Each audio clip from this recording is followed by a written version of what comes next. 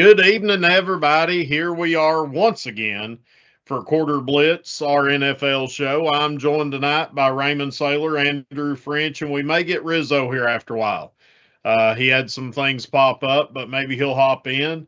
And tonight we're going to do the AFC and NFC North. We're going to start in the NFC tonight, and then we'll kick back to Raymond and Rizzo's AFC North here.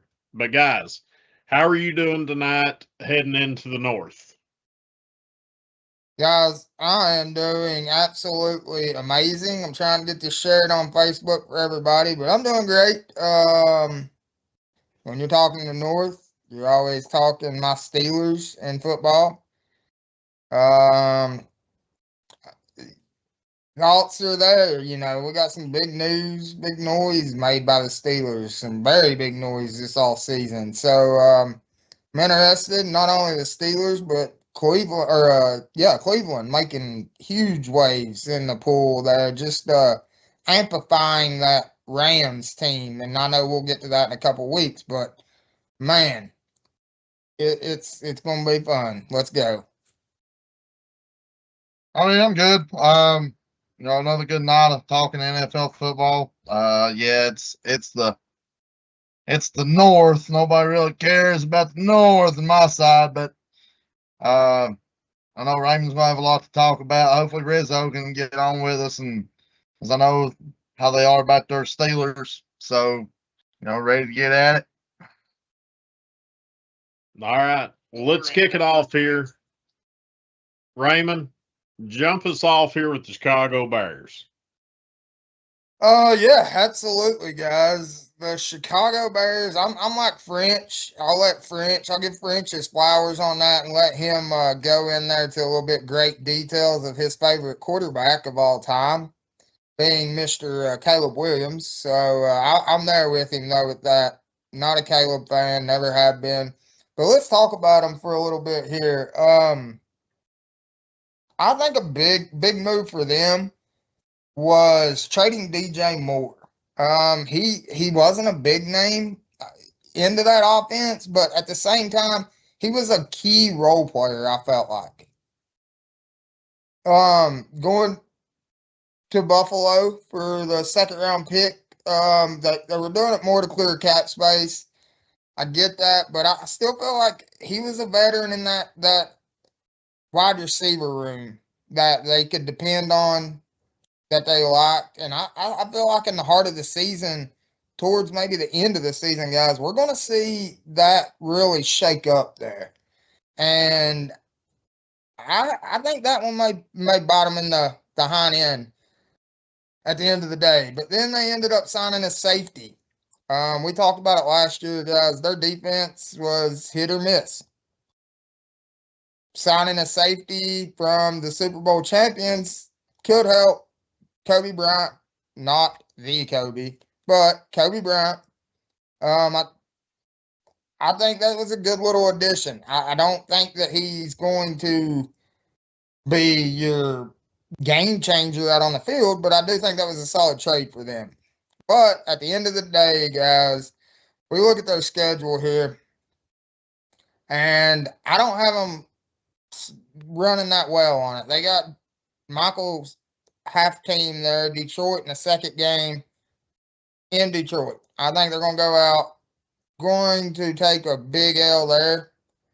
But then I've got them getting off to a decent start. I've got them going 3-1 out of their first four games. Going into a bye, you think they're coming out good. Commanders smack them in the mouth on the road, and when that happens, I think it's a whirlwind of losses for them. So I've got them finishing the season at 8-9 overall.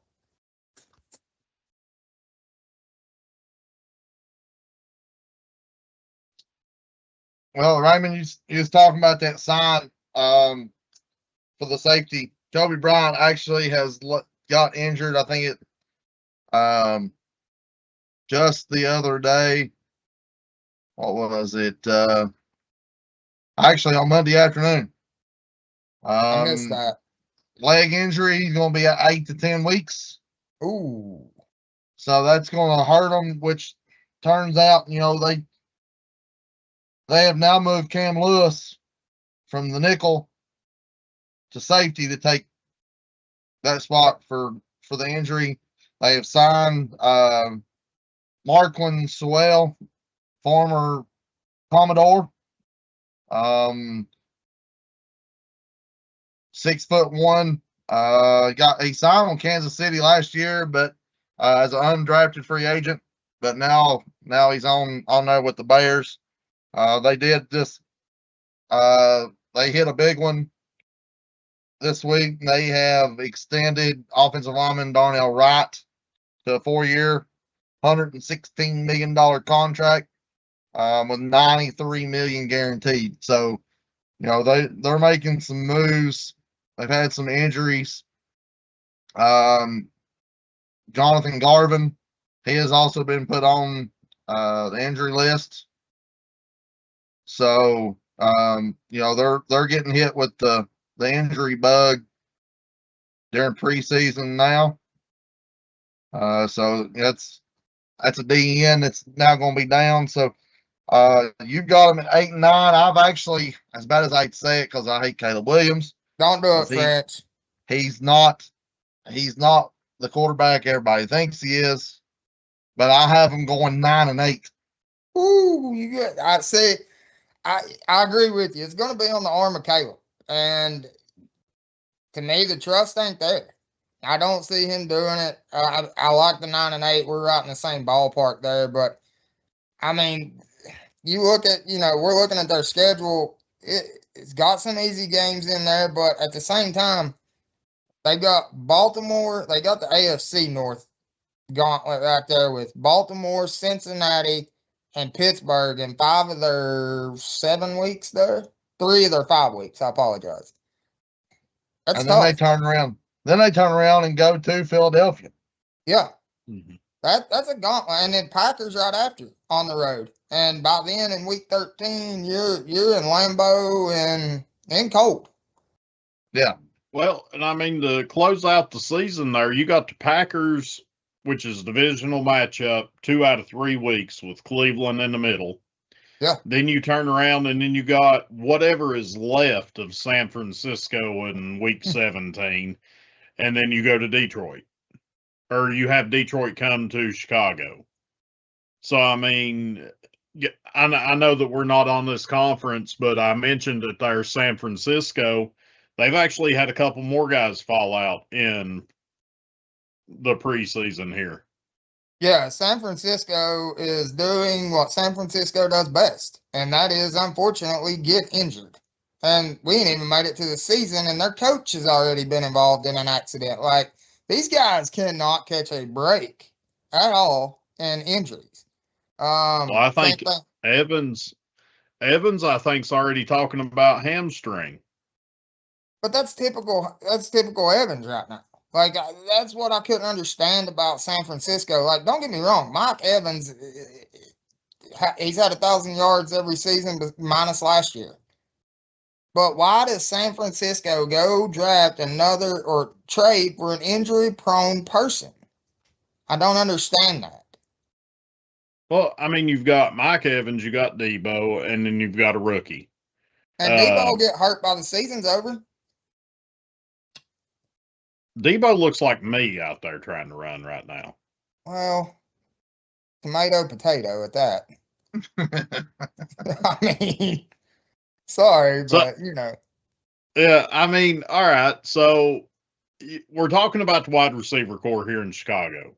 And Raymond, you mentioned it. They got rid of DJ Moore. Yeah. They brought in 2 guys. One of them, Scotty Miller. Tampa had him for a few years.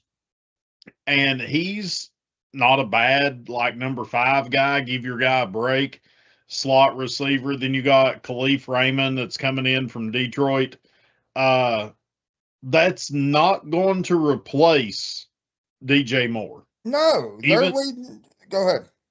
I mean, even though he's older, he's kind of over the hill. These guys are younger. You're bringing in some youth, which is good. But it's not good youth. You brought in a backup running back in Ahmed. I mean, I'm looking at it here. The one thing that Chicago done that I like is they went out and got 15 guys to put on that defense. Now that's backups, could have a couple of starters in there. Who knows? Injuries and stuff. You're looking at it, and they knew their weakness.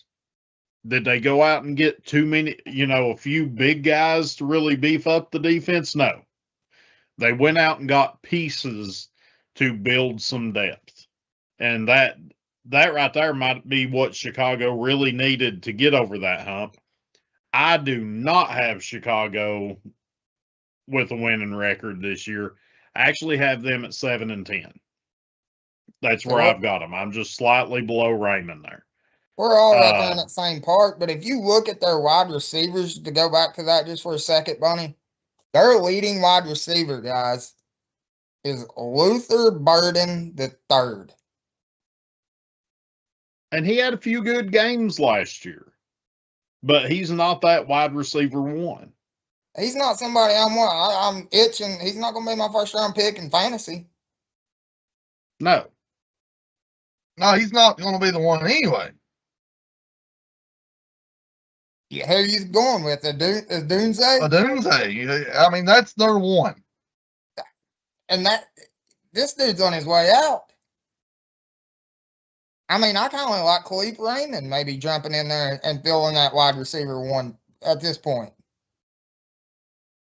I mean, both of those guys have the potential, what we've seen coming out of college, to fill that role.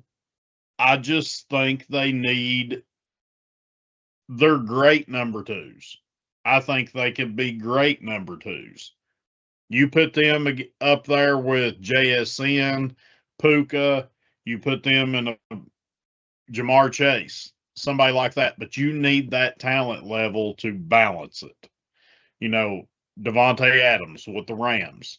He's over the hill. He's kind of seeing but he's with a youthful wide receiver one, and that's kind of elevating his game back to where it needs to be. Yeah, and I think that's where getting rid of DJ Moore kills them. Mm-hmm. But at the end of the day, I think you could have flipped a coin between the three of them last year who your number one really was. I agree. And I mean, that's my opinion. I agree. All right, moving on. Let's go to Detroit. I like that with Detroit here, this is a Tennessee guy, Cade Mays. They brought him in, 3-year deal, $25 million. They signed Teddy Bridgewater to another year. Isaiah Pacheco. They went out and got Pacheco to bring into that backfield behind Gibbs. I think that's the role that Pacheco needs. I actually think we see more improvement and better running style from Pacheco being in Detroit. Even if he is the number 2, I think his value, especially on the fantasy side of the ball, just elevated some just where he landed. They went out and got Juice Scruggs here from Houston in a trade. They signed Jack Campbell, 4-year, $81 million. Trying to see. They went out and got a few pieces there. They got Scruggs with the David Montgomery trade is when they picked him up. But Detroit also went pretty heavy this offseason, bringing guys in from the defensive side of the ball. They had to. And, a lot of that, even with Detroit here the last few years, that defensive side of the ball has been injury prone. They've had linebackers go out. Their secondary last year, their secondary was just diminished, or was they just bad? And then you had Hutchinson that was on the O-line. He's been banged up the last few years. Hutchinson's a big key opponent of that offense. Yeah. He's a And lot then, more key than what people think on that, playing that tight end role. defensive end. Defensive end. Okay. Yeah. I mean, they've got the weapons on offense. I think that Goff is doing an incredible job for Goff of what he's been doing in Detroit. I thought when we seen him go to Detroit, I think he was going there to ride off into the sunset as another Detroit quarterback in history. But I'm a fan of the coach. I am. I like what he does. He's a guy that I could play for. He's a guy that I can get behind. And he was able to come in and change the culture. For a guy that played on the 0-16 Detroit Lions team to come in to be your head coach and turn that program around, to me it's unreal. But I'll get through what I've got them at. I have them sitting at 11-6 this year if they stay healthy. If they can stay healthy, best case scenario, I have them at 11-6.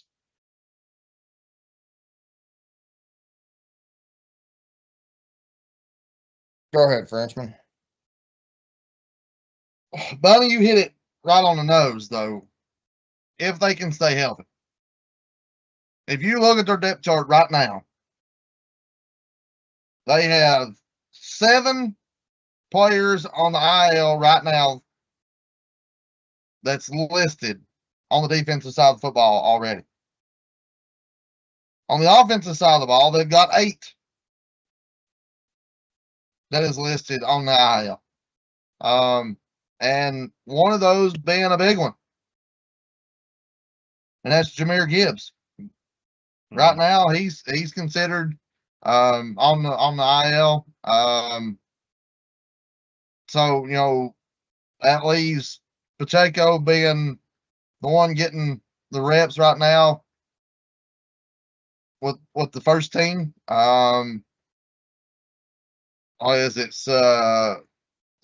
Vaki? This is his 3rd season in the league. He's listed as the 3-back. He's injured. You flip over on the defensive side.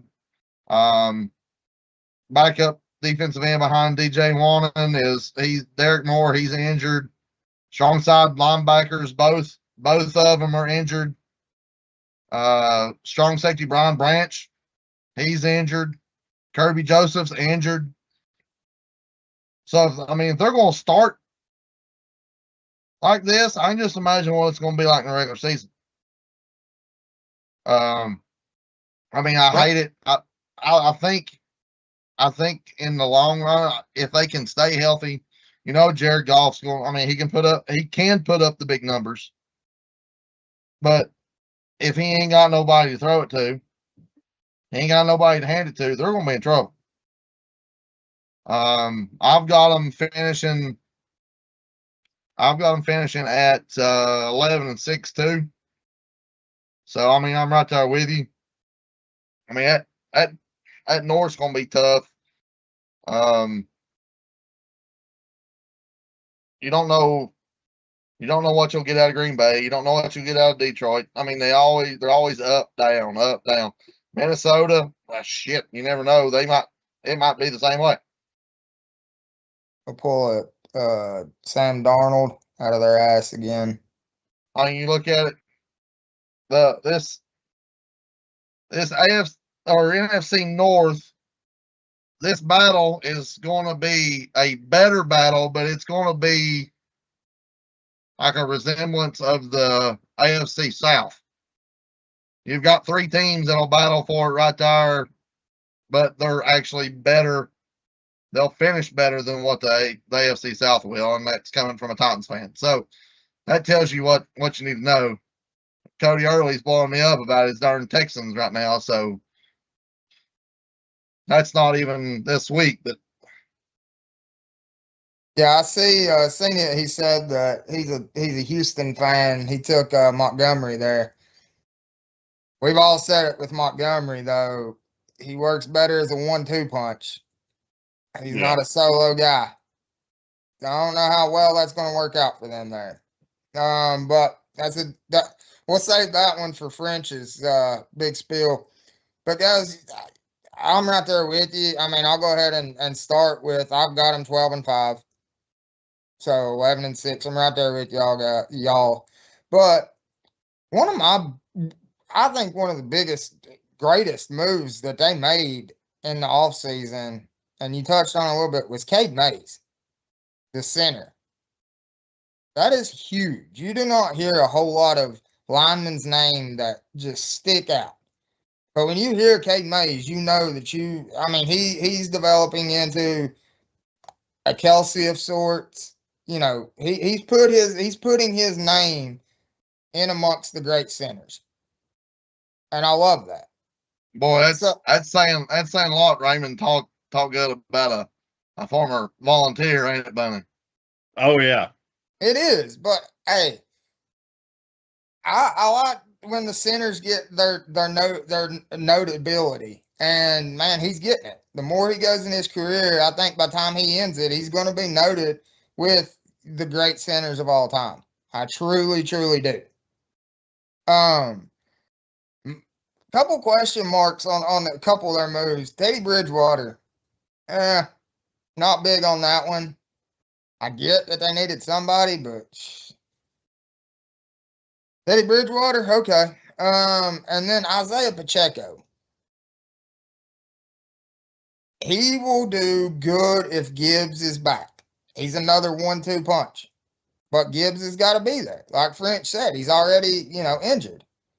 Gibbs has not really been injury prone throughout his career, but the scary part is when running backs start having injuries, it's usually a downhill slide from there. It don't go up for them, unfortunately.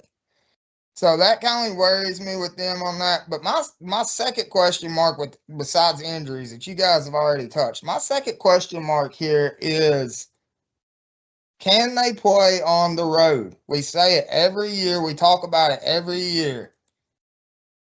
I don't know what happens, but they go on the road and they look atrocious. They look like a whole different team. So is Dan going to have his guys ready to go on the road? That's why they can't get too far in the playoffs. They can never get that home field advantage, and if they do, they look like a different team in the playoffs. So yeah, until they're the Pittsburgh Panthers of the NFL. Yeah, until they can prove themselves more on the road and in the playoffs, I don't think there's a whole lot to worry there with the Lions yet being an all-around complete team. But I do have them still finishing 12-6. We got Gwen on there with the Fly Eagles Fly, so we know who he is loving in this conference. But yeah, I think we're all on the same path. But Lions are going to be there, 11-6, 12-5. They're going to be there. So. All right, let's kick it off with the Packers here. Green Bay, French, where you got them? Well, Green Bay, I mean, they're going to finish probably close to the top. I mean, in my opinion, you look at it. Well, hold on a minute. I've got them finishing 12-5 overall. I think, they'll be they'll probably be the one or the two or the three out of the NFC in the playoffs. I mean, they're going to make it. Jordan Love, I mean, man's got to stay healthy. They're going to have to make sure that he gets a good, the front line is, healthy enough and can protect him. We know what he can do. I mean, Jordan Love, I mean, he's been under one of the best quarterbacks to ever playing, in the NFC, even in the league. So, now that defensive side, it's going to be a little weak to start out with. Michael Parsons is still going to be out. Rumor has it they're looking at week 6 for his return. So big. you know they're going to have to limp along, which we know once he comes back, he's probably going to be stronger than ever. Because I guarantee he has done nothing but worked out the upper body. I can just imagine how strong he's actually going to be when he comes back. Hopefully, it's not like a normal ACL injury for, say us. I mean, they've got the best doctors. He could probably be ready by the start of the season, but they want to make sure everything, all the physical therapy, his legs are under him. His tree trunks of the legs anyway. And, when he gets back, even if it is week 6, I mean, you sit here and you look at it, he might, by the end of the year, if everything comes out right, he could still be one of the tops in the sacks by the end of the season. And he still will be. He'll come back in immediately week 6 and have an impact on the game some way, somehow. 100%.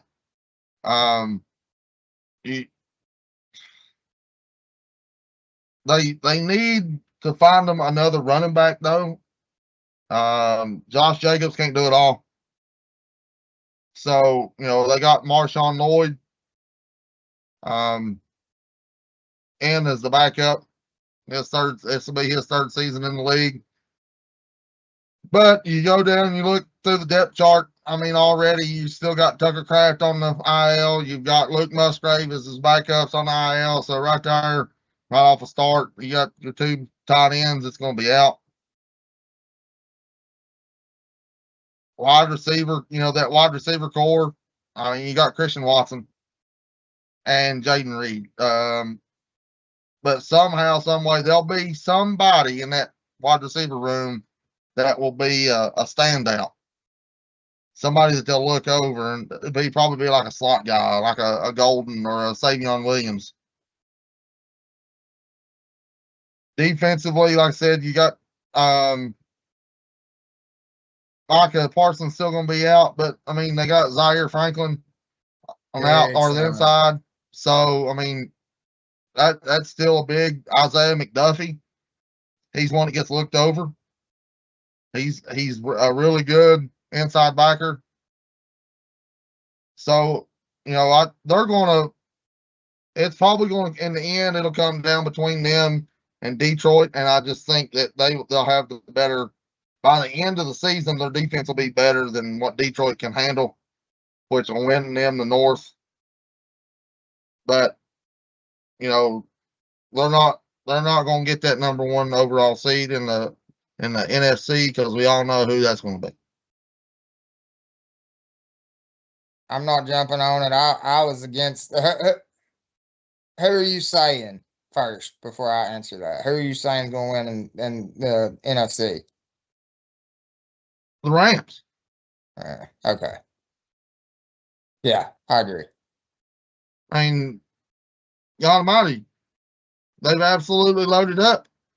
They're selling out to win this year. Everybody's talking about that. Like if they don't win if they don't win it, they want to win that last one for Stafford. I mean, we all know what's going on because this will probably be his last year.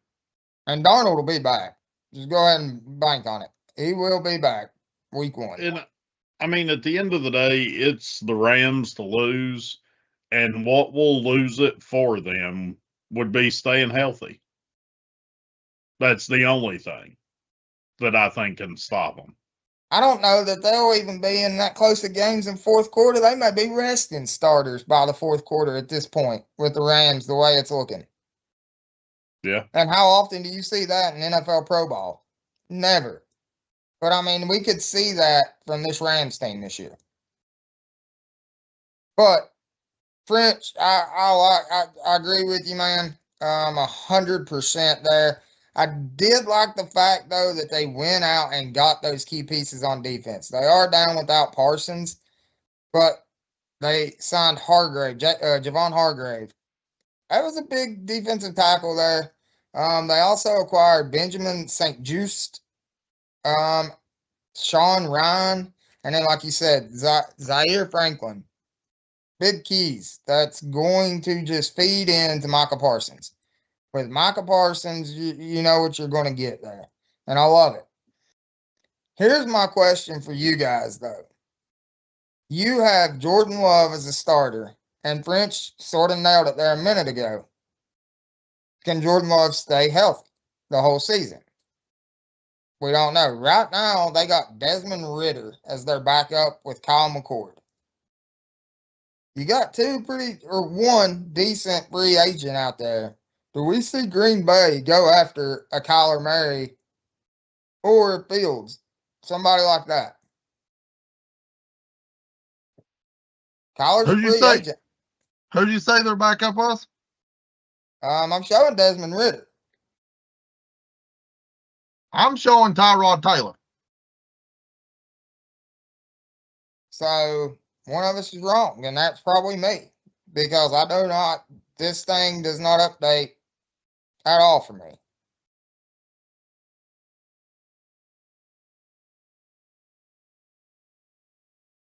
Which, I mean, either way.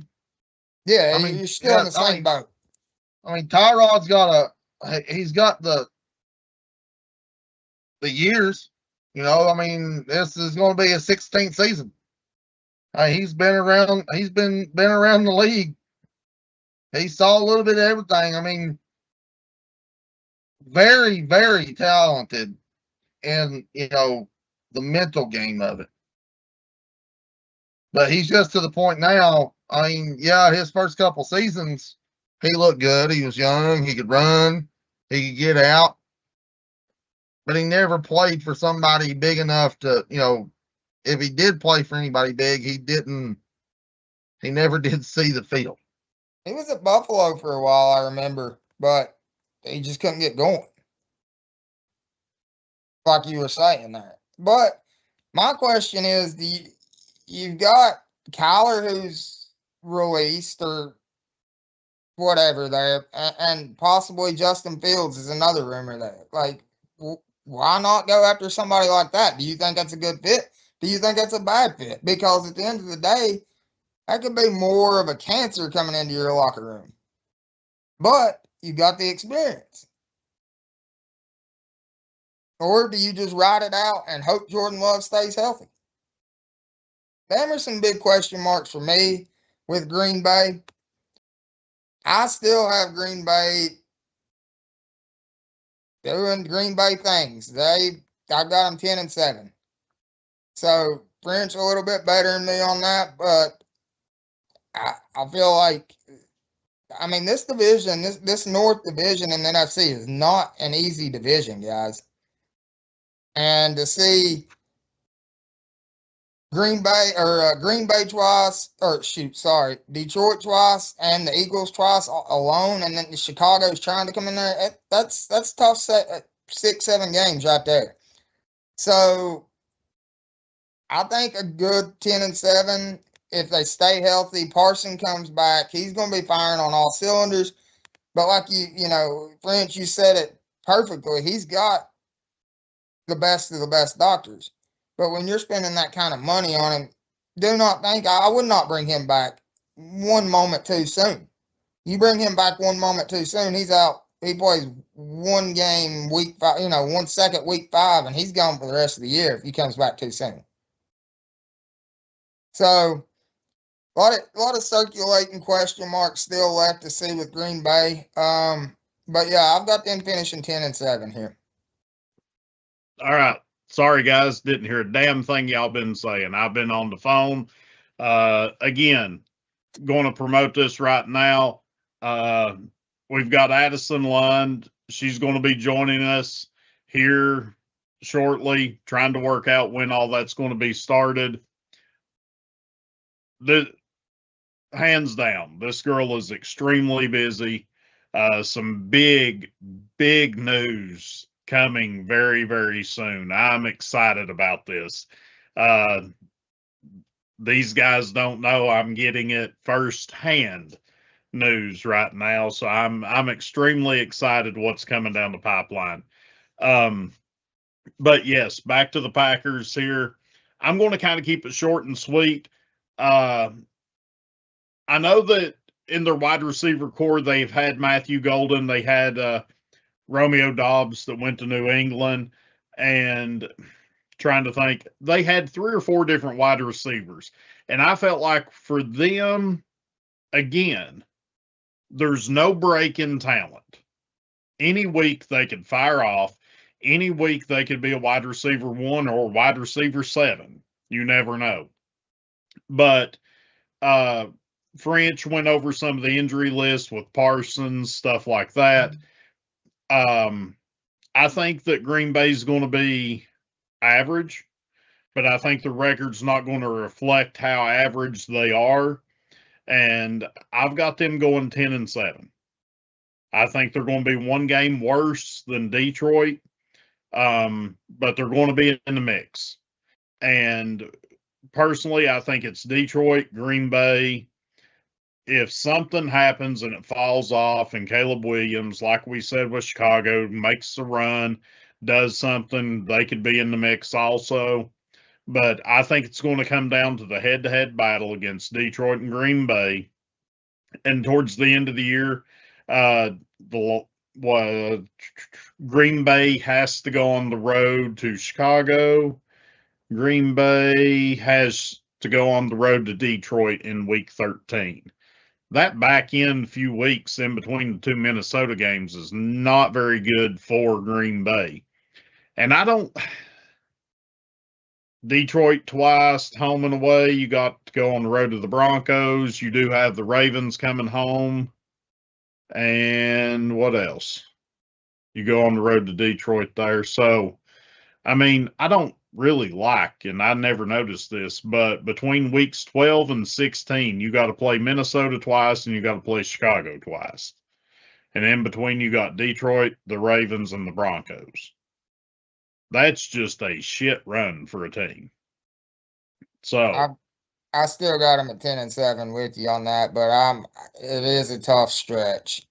But by then, I mean, we say that's a tough stretch, but look where Baltimore was at this time last year. They were trying to make, or at that week 17 point, they were trying to make a run, but up until that point, man, Baltimore had done crap. So we're looking at this saying it's a gauntlet. It may end up being the easiest part of their schedule by the time we get there.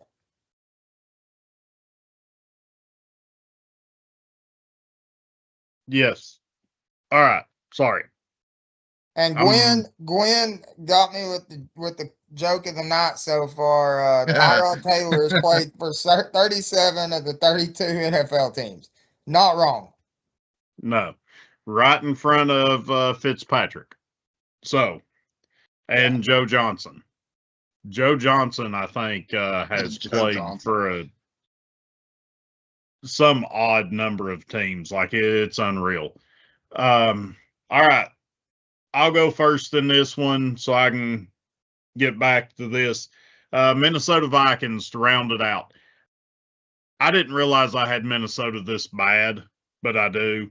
I do like that they went out and brought in Jawan Jennings to kind of match up with Justin Jefferson this year. You re-sign Carson Wentz, okay. Kyler Murray, I'm not a Kyler Murray fan. Like, I get it. You went out, you got a veteran quarterback. You tried to bring somebody in that's had some success in the NFL. The last handful of years, you have not. When Call of Duty comes out, I think it was Call of Duty, when it come out, he started really bad. He sucked extremely bad. But, yeah, I don't like the fit with Kyler going to Minnesota. I think Kyler is a solidified backup in this league. I felt like he was that prior to his downfall, that team in Arizona's downfall. But you also have a over-the-hill running back. And I think that that's something that team needs. I think that Aaron Jones is, you need to find a replacement. We had Madison last year. I was really high on Madison. Going into last year, going into fantasy, I felt like it was Madison's team. Jones was kind of over the hill. He was going to do that. And we didn't see anything out of Minnesota really last year at all, but you did not see anything out of either one of those running backs. And I think that that's where they should have put their focus, is finding that bell cow of a running back. I know that they're probably not going to finish the year with this record, but the way it played out, and I'm very, very sorry because I'm probably very, very wrong, but I have them 1-16. Ooh, Wow. I thought I had them bad. I have them 1-16. If I could go back and try to rework this, I think you're going to see them somewhere around the 4-13 range. Just the way it played out for me when I went through, made my picks, I have them 1-16, but I think they are a 4-13 team. Roll on there, Raymond. I've got them at 3-14. So, I mean, and I thought that was sort of being favorable, just to be 100% honest. I've got them winning. I've got them with all 3 wins coming in the last 5 games of the season. I think at that point they're going to be doing something, anything to try to win to stay off the 0-16 barrel. So the 1 win, I'm not too far off with you, Bunny. I've got them beating the Commanders at home late. I have them, I've been big on them, but I've got them going on the road and beating the Giants. And then I've got them huge upset. We just talked about it. Will they stay injury free? I've got them beating Green Bay at home last game of the year. That's my 3 wins for them. Bunny, you talked about Kyler Murray there, but sort of to contradict what I was just saying, they do have the Super Bowl winning quarterback here to knock off the infamous Tom Brady that they went and signed, and that would be Carson Wentz. So there's always a glimmer of hope, but we know that's not going to happen. One thing about the Vikings, I agree with you on their offense, man. They have to get something. They've got to get the playmaker. I mean, Justin Jefferson's still giving it to us week in, week out. But how much more has he got? How many years has he got left? That's my question with JJ. He's dropped. I mean, he's still an amazing performer, but he's no longer that number 1 guy you're trying to run and grab in fantasy. He used to be the first pick off the board, hands down. So, to me, the surprising moves in the offseason, they stacked their defense up. They went after Eric Wilson, James Pierce, and Tavia Thomas. They added a couple other things, a couple more pieces in there. But they really went defense big and signed 2 quarterbacks. So to me, they got a young J.J. McCarthy here. But we talked about it this whole show, injuries. If he can stay healthy, I think that he can control this team. But I think they have so many missing pieces still. But if they can find that diamond in the rough, and we see somebody have a breakout year this year that is on nobody's radar, I don't necessarily think this year will be the Vikings' big year, but they could build off what they established this year. So I think their season this year has got to really build for the future years. And I think we could see that happen with the Vikings this year.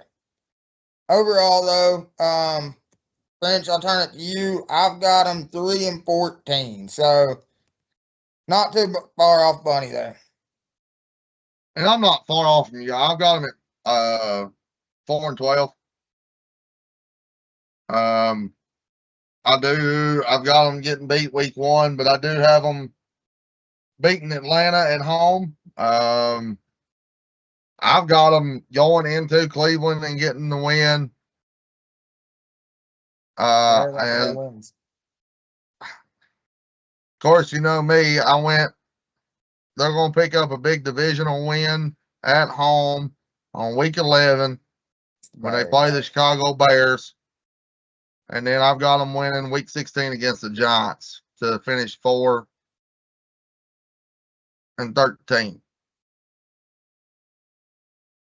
So, you know, signing Kyler Murray, I don't think was the right pick. He's another one. Ever since he blew his knee out, he's not been the same. Raymond, you hit on it. JJ McCarthy, if he can stay healthy, I think, you know, that could be their future. But, I mean, he can't stay healthy. Carson Wentz, he's another one, you know, could come out and throw for 500 and then at the end of the game do something and get hurt. He'll lose it some way, somehow. Yeah.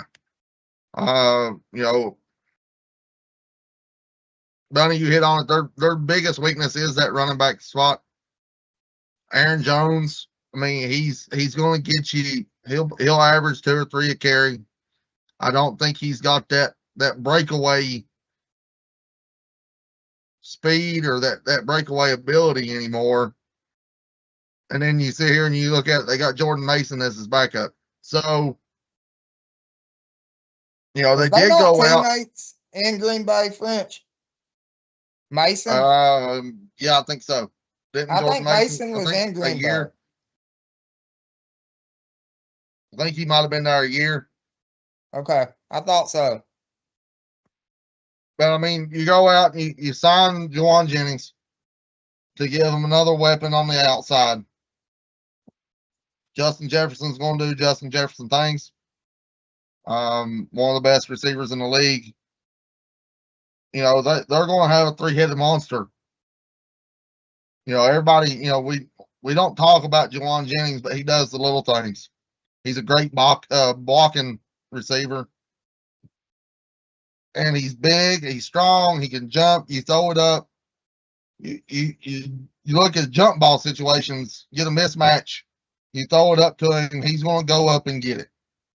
I think they hit the nail on the head getting Juwan Jennings to go along with Jefferson and Jordan Addison. But I mean, you look at it, they don't have anybody else. But you still got TJ Hawkinson. He's going to get his 4 or 5 catches, possibly a touchdown down deep in the red zone. But they're going to, if this is going to be their year to, you know, try to make improvements and get to the point where, you know, they can start competing again, they're going to have to go and get a back. So Jordan Mason played for the Niners for 2 years, then went to Minnesota. Niners. Okay. I was thinking he was a backup there in Green Bay for a little bit. No, I know who you're talking about, but it wasn't Mason. Okay. Mason broke out after McCaffrey went down. Okay. Yep. It might not be, I mean, I could see him kindly being taking that Josh Jacobs role before the year's over. Yeah, but what worries me about a offensive player leaving the 49ers, going somewhere else, Kyle Shanahan's offense. If you're not a Kittle, you're not a McCaffrey, I don't know that you're going to jive well somewhere else. But that's going to be the fun thing about Mason, because as soon as McCaffrey came back, Mason got hurt that year too, I think. and that's Mason what sort played of delayed for. him. Yeah, Mason played last year. Mason's the one that I was trying to think of. Yeah, I said Madison, but it was Mason last year that we thought was going to be real big. Yeah, He played everybody 2025. And I still think, I mean, you're playing back up to CMC. Yeah. I mean, that's hard. It's hard to make a name for yourself regardless. I think he's going to have a better role and a more potent role in Minnesota. I don't think Kyler's going to be able to see across the offensive line in Minnesota. I don't have big expectations for this. I really don't. I don't, Kyler. I think Wentz will have it. Wentz will end up playing more than Kyler does this year. I would lay money down on that Kyler Wentz that Carson Wentz is on the field more than Kyler Murray by the end of the season. If JJ goes down. I can see that. I think we'll see. I think we're going to see all three of them by the end of the season. I do too, but I don't He's think that the coaches now will put up with Kyler's bullshit like Arizona did. I think they're going to be fighting for their job. It's going to be that bad. Yeah. No, I'm talking about the coaches. Oh, it's going to be terrible. But like I said, I think that if they can have a 4 to 5 win season, this may be a great building year for them. This year, I feel like could really determine if Minnesota stays in the holding pattern that they're at or if they have a bright future ahead of them. All right, Frenchman. Let's kick it off here. Let's go to the Baltimore Ravens in the NFC or the AFC side of the ball. I messed that one up. Raymond's got his hand down. It's his favorite team in the world. Is the Baltimore Ravens. So kick us off here, French, with the Ravens. I mean, you got the Ravens. You're looking at, a whole new, system. They did a little while ago sign Zay Flowers to a 4-year extension.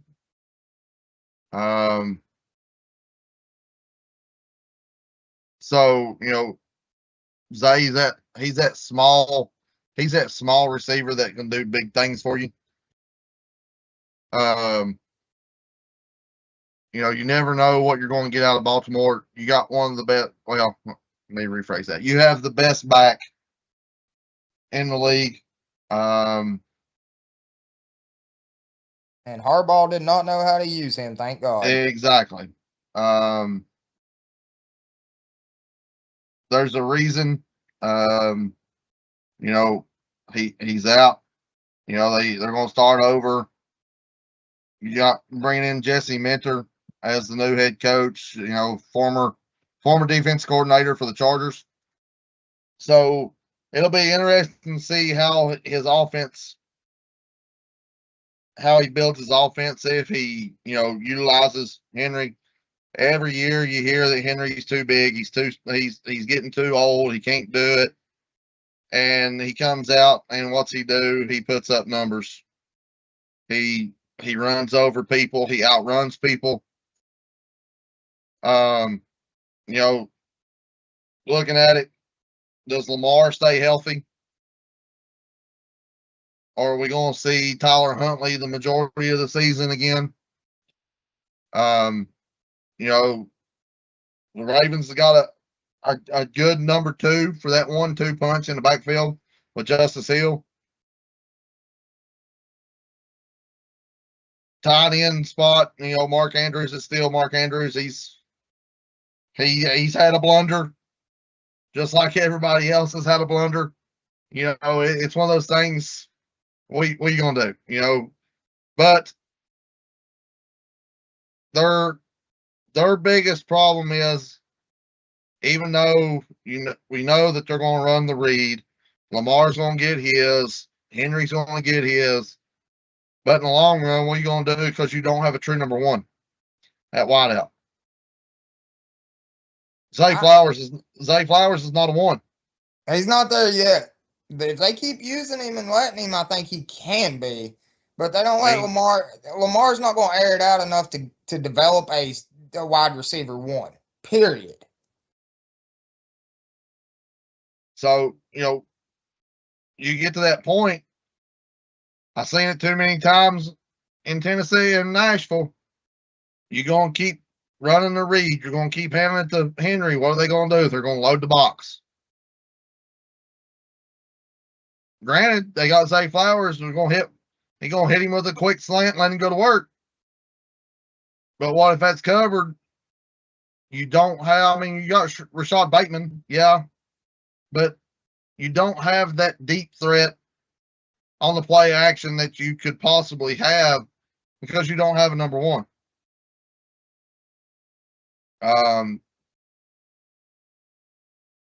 Their offensive line, they're big, they're strong. So, defensively, can they stop somebody? You go and you look at it that way. They do have Roquan Smith at inside backer, Tavius Robinson. They're looking good backer wise. It's all they got. Trey Hendrickson on the other outside. I hated that move. So, and then you got Alunze. They're defensively on paper, they look really good. But they looked really good on paper last year and couldn't stop the Cleveland Browns. So, it'll just be interesting to see what Jesse Minter can do as a new head coach in Baltimore and see, how big the game plan has changed without Harbaugh. What do you have in finishing eyes, French? So you go and you look at it. I've got Baltimore sitting at, let me get back up to it.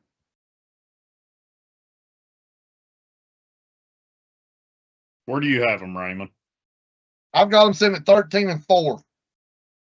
I got them worse than that. Not by much. Where are you at? 11-6. I have them at 11-6. One big key, French, that I think it would be dismissive not to say who they signed. He is a veteran, but it's for that defensive side of the ball, and that's Calais Campbell. That is a big name. And we know Baltimore. Here's the thing. Here's what I'm hoping for. Is Jesse Minter does not have that Baltimore attitude. This is the thing about, and I can say that for our coach that we just hired, which we'll get there in a minute. When you go into this AFC North, minus Cleveland, you better have a no conscience, no fear attitude. Because Pittsburgh, Baltimore, and Cincinnati will knock you dead square in the mouth from the defensive side of the ball. So, if Jesse Minter does not have the gumption to bring a defense alive, he will get ate alive in this AFC North. But what Jesse Minter has going for him, and French, you said it, that is that running back. Look what he did with Omarion Hampton in the first 4 games of last year at the Chargers. He had Omarion Hampton on pace to set record numbers. Freak injury, but look how completely south the Chargers went. So, that's going to be good for Henry. But regardless of what you want to say here, and Glenn called it out, he should have sub 30 carries per game. I don't know how I feel about that at his age. I know I don't like saying it either, French, but at some point, the carries are going to catch up to him. I don't want to see him get overloaded because even though I hate it, the team that he went to, Henry's a phenomenal freak of an athlete, sort of like what we was all talking about earlier, Lesnar. I mean, you cannot compare somebody like him. There's never going to be another one. And I mean, Henry's still going strong. And how old is he? 30, 30. He's in his 30s. You're on mute. 32. 30. I was going to guess 32, 31. So that's the only thing that worries me. I don't want to see him go down in injury. I want to see this guy finish his career strong and see what he can do with his numbers because the man has deserved it. No offense, French, but he busted his ass for years for the Titans and never said a word. Like, How does it give it to him? Go ahead. how does it make you feel that we're in the point of our lives? We're older than the majority of the NFL players. I don't want to talk about it. I Yeah. feel every bit of my 37, almost 38. I just turned 37, so I do feel that. I'll be But- there in a few months. Yeah, I was gonna say I'm the youngest, but I forget Michael has me by a couple months there. Good thing Rizzo's not on here for this conversation. He would have a seat. He would not be a part of that. But I would be dismissive if I didn't throw this out there. Man, they cut the wrong player this offseason. And my boy Pavia. Man, I was wanting to see what he could do, see if anybody would give him a chance. Evidently, he got a chance. Didn't happen. Okay.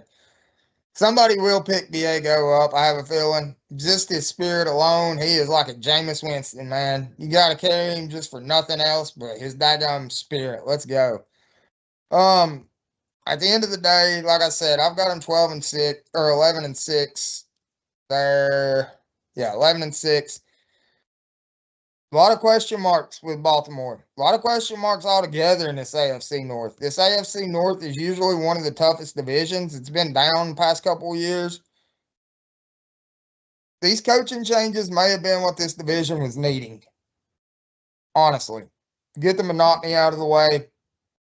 I mean, I'm still here to bring Bill Cowher back. Dude, let's go. Like, the NFL would not be ready for that type of coaching anymore, though. So, with that being said, I hope they don't win a game this year, but I have them in a first place tie with my Steelers at 11-6. Sort of spoiler alerted that one, but I think it's going to be a good battle in this North. Gwen, Pavia would get out there and get tattooed and be selling Priuses at a Nashville Jeep Chrysler Dodge dealership. Hey, you ain't hurting Pavia, bud. You ain't hurting him. He's getting up. I'm sorry. He's a little bowling ball. He is like a Cam Scatterboo. He is a little freaking bowling ball. So there was one Ravens player that Raymond found untouchable. I like Pavia. Hey, I'm gonna tell you this. Now that we got him, I'm happy we got Patrick Queen. I could not believe Baltimore let him go last year. That was a great. He's still got a lot of work to do within Pittsburgh organization, but I like Patrick Queen, and I'm so glad we got him. I didn't like the Henry thing. I'm a Henry fan, but I can't be right now. Until he retires, I cannot be a Henry fan, or until he leaves Baltimore. But deep down, Henry, I'm a good guy on. Anybody All else? No. Before I go on with this one, Gwen responded to your Scatterboo comment. He's like Scatterboo, except he can read. Yeah. All right. Just think, Scatterboo's career is just starting, and the boy is already concussed before he even steps onto the field. So, yeah. And I seen what he done at Fanatics Fest. Dude, just chill out a little bit. Make it to the season. But But you gotta no, love it to a point. yeah. I mean, I've got the Ravens here at 11-6. I said that a minute ago. Not going to touch on much more than what you all already have. Let's go on to the Cincinnati Bengals. I'll kick this one off. I have the Bengals sitting here at, let's see here, 13-4. I have the Bengals sitting there at 13-4.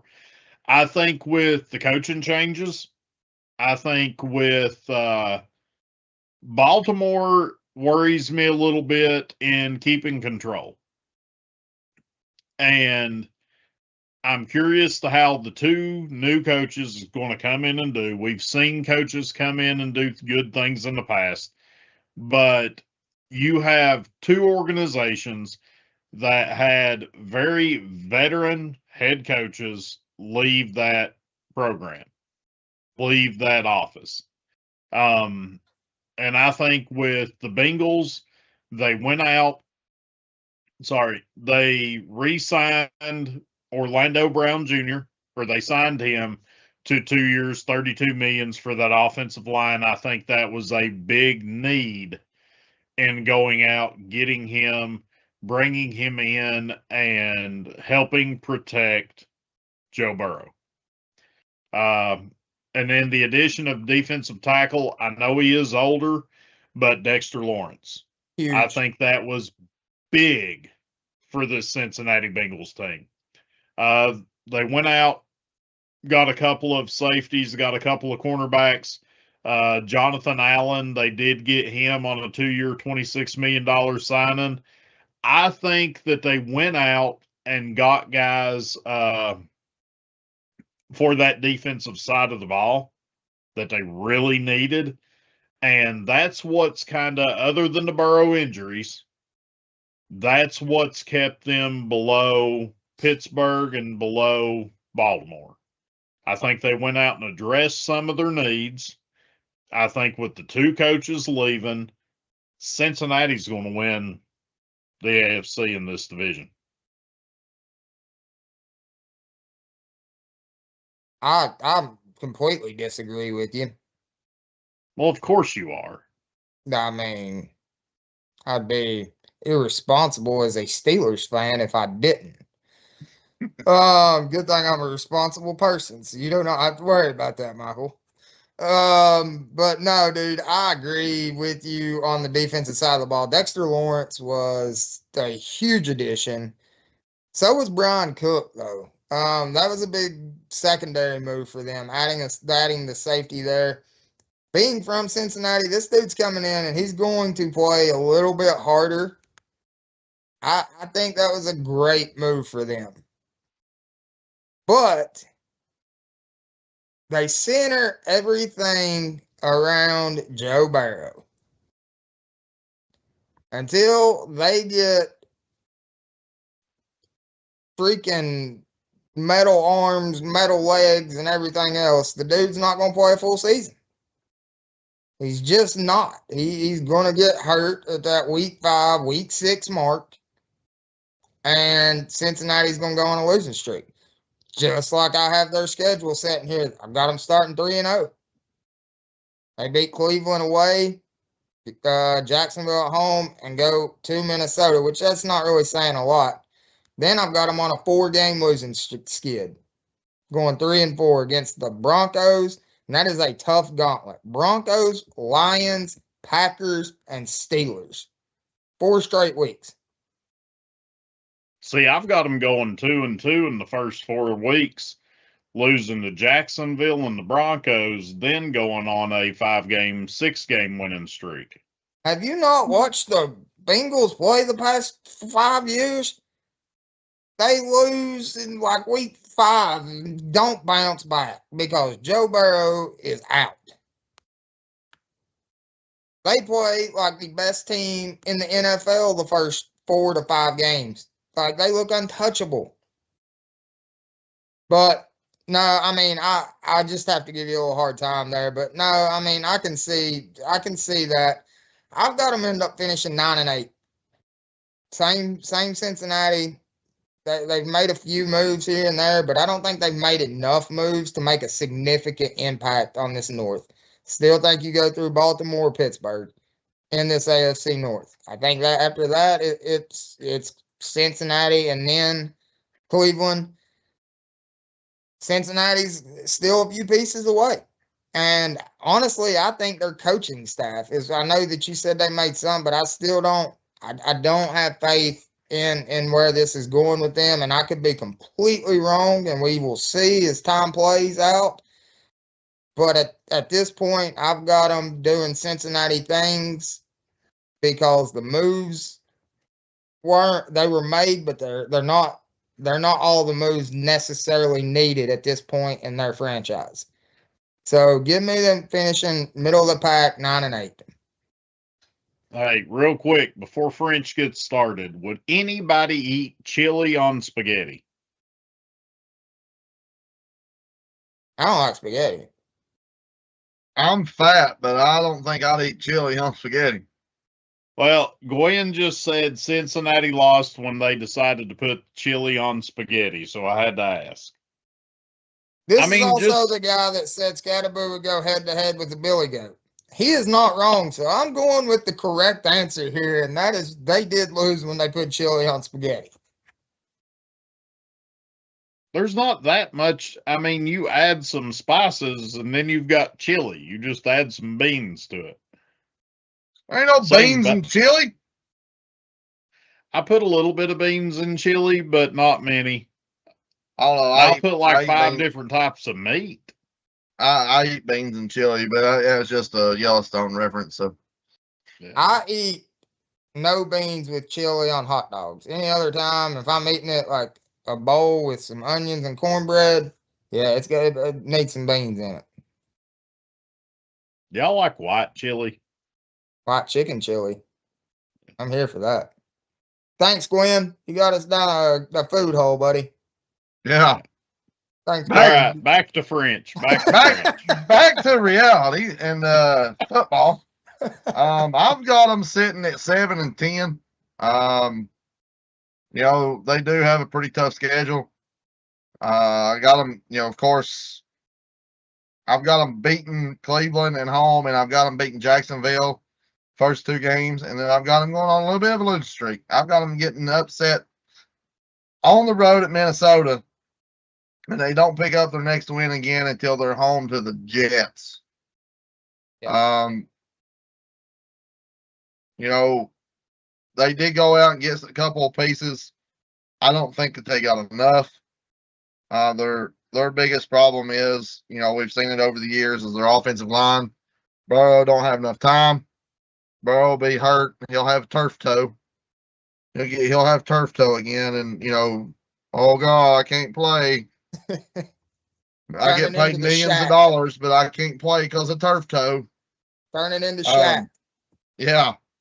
You know, and then, you know, what happens? He probably goes down week 3, be out for 4 to 6 weeks, and then they got to rely on the ageless wonder, Raymond's favorite quarterback, Joe Flacco. I don't know when we're gonna. These old timers are going to say, "Okay, I've had enough." I mean, you're looking at Flacco. Turned 41 this year. By the end of the season, he will be 42. Not everybody can be Brett Favre, but you know, it's going to be does Burrow stay healthy? If he stays healthy, Cincinnati will be tough. I mean, he's got the weapons. Got some, you know, they got a couple key pieces on defense, but I don't see Joe Burrow making it through the season without getting injured and be out 4 to 6 weeks. And like I said, and it won't be nothing major. It will be a turf toe. And that makes me wonder, does he pick and choose when he wants to be in and when he wants to be out? The more that he does that, French, because you're right, it's never really like a torn ACL. It's never something broke, and like turf toe. I mean, no, don't get me wrong. I have sort of seen a little bit further into it, seeing the Shaq thing of it. But hell, Shaq was also 300 and some pounds at And 17. Shaq had a foot that was 1,800 foot long. Right. So I sort of give a little bit of benefit of the doubt there. But when you got your offensive tackles, I mean, I never played a line, but I know Gwen watching it, you played line, tight end, both. Man, you guys are getting the hell beat out of you. You getting your toes stepped on every friggin' play. Like, you gonna have to suck it up at some point, if nothing else, for your damn lineman that's doing it for you. I mean, it's one of those things. He's not a runner. Mm-mm.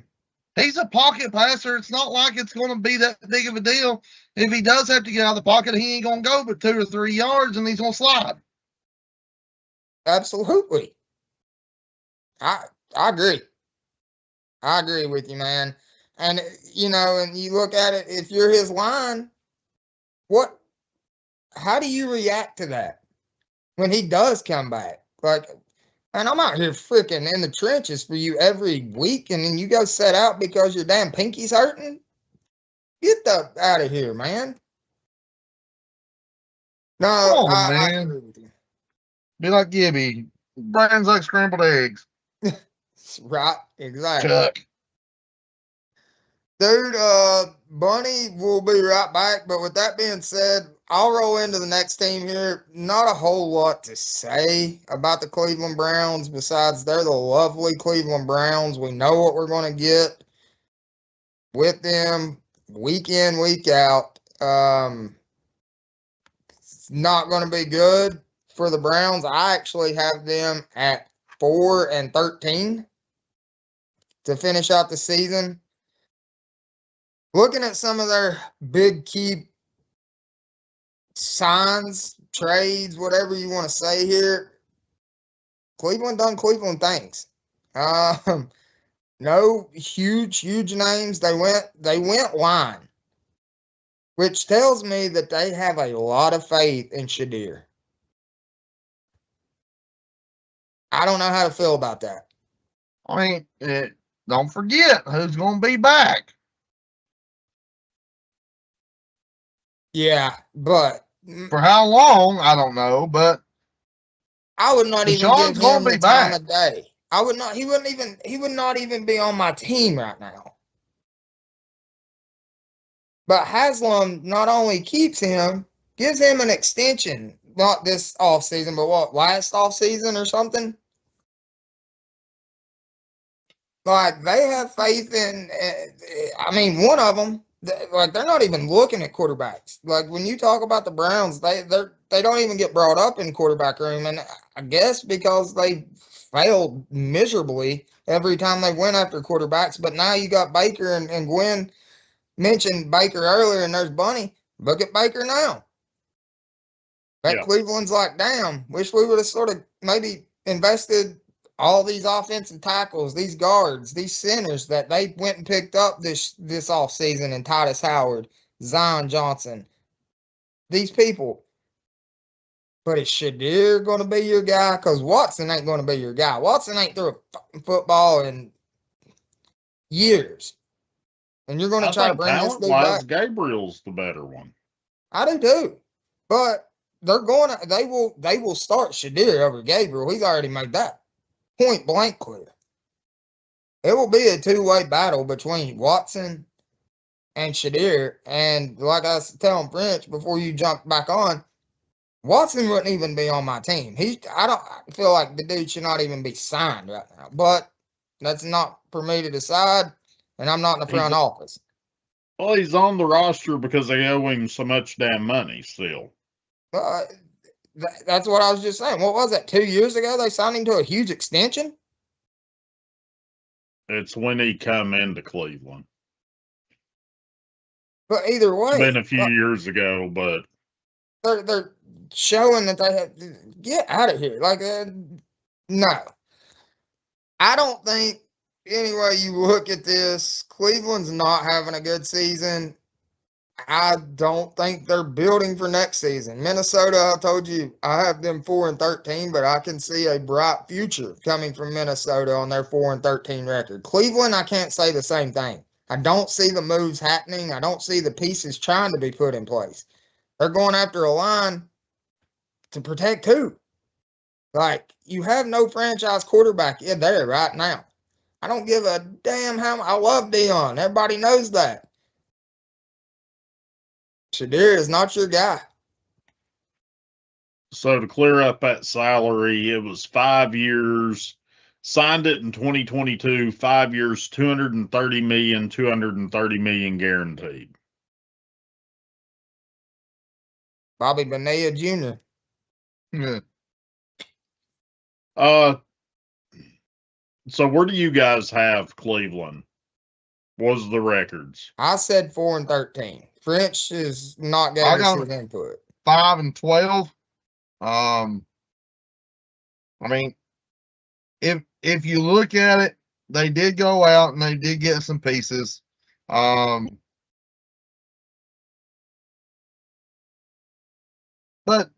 you look at it, they've got Judkins and they've got Dylan Sampson in the backfield. Those are two of the hardest running backs in the league. We seen what Dylan Sampson done at Tennessee. He come in last year and what, didn't do bad.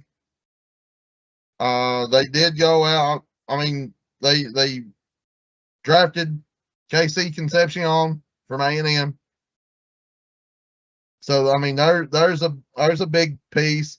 They also got Denzel Boston from Washington. He'll be another one that's, that'll help them.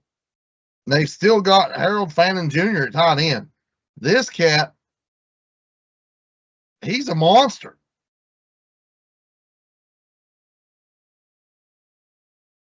Second year, this will be his second year. I mean, last year he had 72 catches for 731 yards as a rookie. Had 6 touchdowns. I'm going to tell you right now, he was open 90% of the time whenever he played Tennessee. He had probably the game of his life against them. They also, they drafted Spencer Fano from Utah. And if you keep up with any college football, we all know Utah offensive linemen are really good. That's one thing, that they hit on. So they did get some pieces. I'm thinking if you look at it, they're going to upset a couple. I've got, you sit here and you look at their schedule, their schedule, they've got, I've got them just because I'm stupid, but I really think that they can do it. I've got them beating Baltimore week 2. Hey, come on, baby. I love it. I mean, I do. It's going to be one of those things. That'll be the shocker of the season for them. But the rest of the way, I mean, I've got them getting beat by who they're supposed to get beat by. I've got them beating Minnesota. I've got them beating Miami. Got them beating the Jets. And I've got them beating the Raiders. So, I mean, they've got a couple games that they should win, no problem. I had one game highlighted because I was iffy on it, and I don't want to talk about it, so we'll not worry about that. It's the 4th win I got for him, French. I guess you're talking about week 14 as well? Yeah. Yeah, I don't want to talk about that game. That's that one that's highlighted. I don't know what'll happen. Especially after getting that notification yesterday that Cam Ward threw 3 picks in his first inter-squad full pads. Ooh. So that's always a great start. Hey, Well, look on the bright side of things. I sent y'all a video of Patrick throwing it off his center's head with no pad. So I mean, I'm about to that point now where I want Will Levis back under center. ooh. Yeah. Woo. Well, y'all are higher on the Browns than I am. I actually got them sitting here at 2-15. I got them beating the Vikings in week 5 at home, and I have them winning in week 14 at home. Man, no faith. No faith. It's going to come down, French, like 9-12. No touchdowns. Wait a minute. First of all, I will take that. As long as the 12 is, I think we can outkick them. Rich, I mean, have your squad finishing better than I do them, though. Even though I'm giving them the loss in that game, I still haven't finished. Your squad finishing better. So there's a positive. I mean, for me, you guys touched on it. The defensive side, I feel like bringing in Quincy Williams and with the trade for Jared Verse, you're still not replacing Myles Garrett. Not yet. Verse has potential. Verse has potential, but I mean, Myles Garrett's one of those once in a lifetime defensive edge rushers. Unless you got a number 90.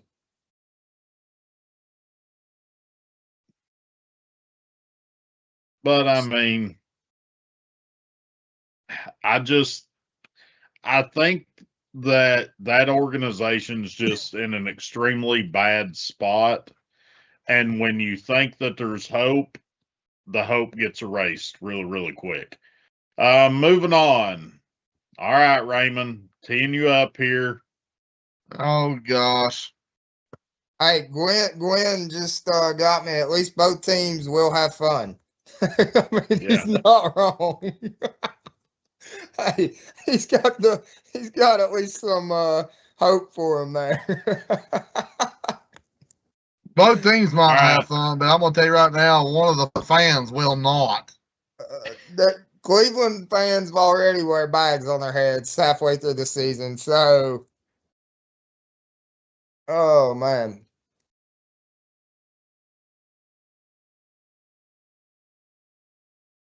All right, Raymond, kick us off with your Pittsburgh Steelers.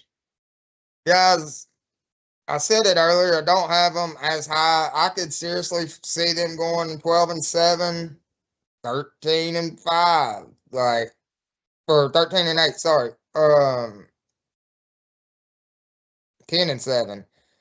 But for the time being, I have them setting at 11-6. Everything's gonna come down to 90-year-old Aaron Rodgers, unfortunately. Not happy at all about it. I don't really know what else to say on that. It's there. He's got the pieces. He's got to put it together. We've seen glimpses of Rodgers last year, just like we've seen glimpses of the highest paid defense in the league. The defense for the Steelers is there. We picked up some very, I think, great pieces in Pittman and Dowdle. I think those are two great moves for the Pittsburgh Steelers. They have their wide receiver one, and everybody was down on Dowdle getting traded for Warren. Look at the numbers on this. I liked Warren. I was a Jaylen Warren fan. So I'm not really, like, it took me open-mindedness to actually dive into this. Dowdle is the better running back. So I don't know exactly what I feel like that on that. And sorry, I said Warren, I meant Gainwell. That was my fault. I was looking at something on the screen, but I meant Gainwell. Got rid of Gainwell. Bucks, you'll be happy with him, Bunny. Good key piece, but after it's all said and done, I like Daddle being back there better. He's more of a Thunder back, whereas Gainwell was more of a Lightning back. Gainwell was an amazing receiver out of the backfield that gave us another target. We needed that last year. We had no WR2. This year, we got Pittman. Pittman being in there is going to help big time. My other big question mark, Mike McCarthy. I said it earlier about the Ravens.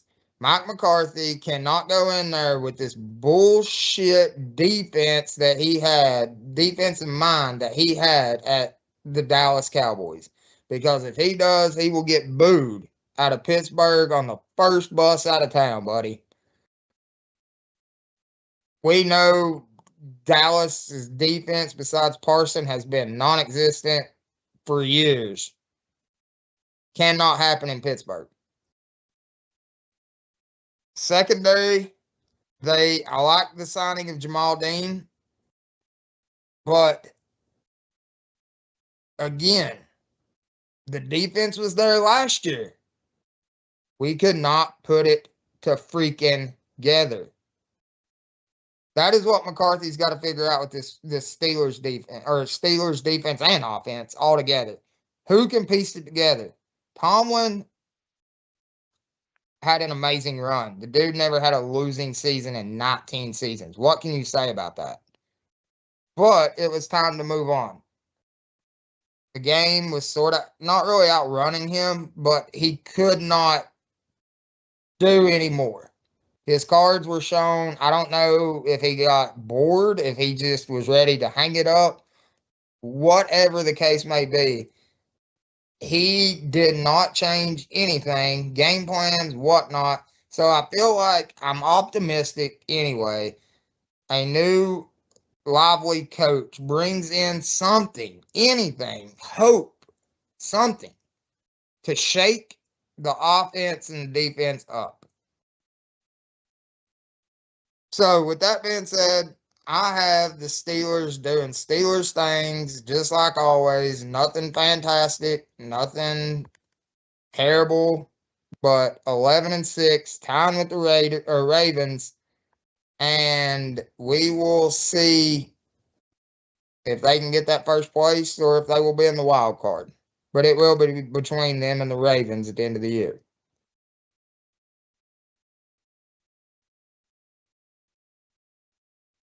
I mean, I'm right there with you, Raymond. I don't know.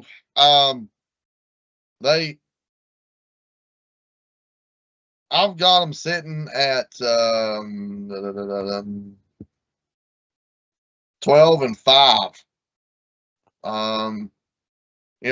There is a couple games that'll go. It could go either way, especially them in Baltimore. We know it's going to happen. That I don't know what we're going to look at about McCarthy doing McCarthy things. You're right. If he don't do what the Steelers Nation is used to, they won't put up with it very long. Art Rooney will get his ass out of there. Yeah. So I mean, you did pick up a good receiver. I ain't gonna lie. I'm glad to see him out of the South.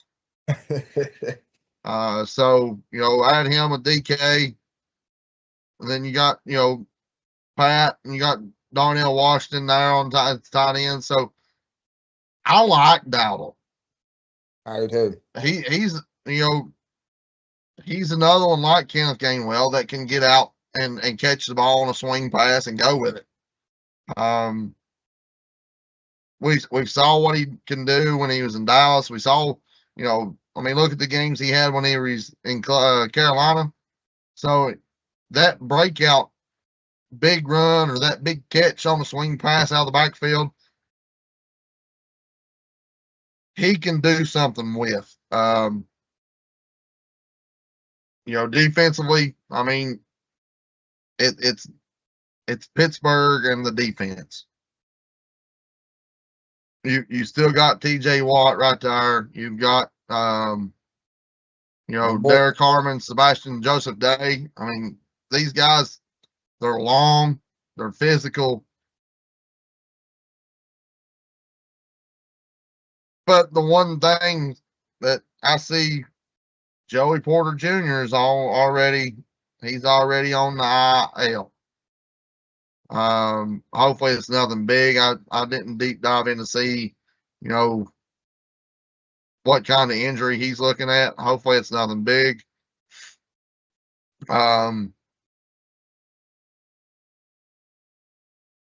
Is it Jacoby Keeney James? He was just signed. We needed the depth there. Do what? We needed the depth there. Oh yeah. That's another receiver that can be pretty good. So I think right off the bat, you think about it, the AFC North, it's either Pittsburgh or it's Baltimore.